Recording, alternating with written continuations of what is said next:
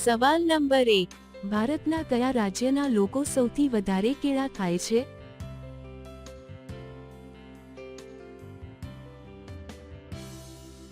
જવાબ છે તમિલનાડુ રાજ્યના લોકો.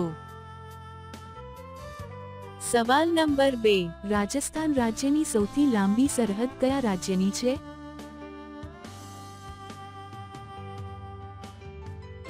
જવાબ છે મધ્યપ્રદેશ.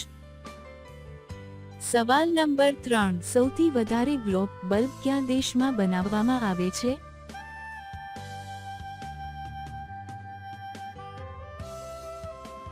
જવાબ છે અમેરિકા દેશમાં. સવાલ નંબર 4, બંધારણ સભાના કાયમી અધ્યક્ષ કોણ હતા?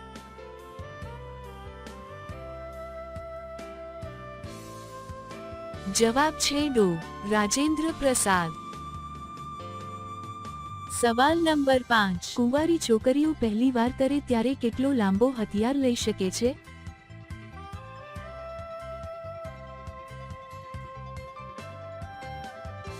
જવાબ છે 5 ઇંચનો.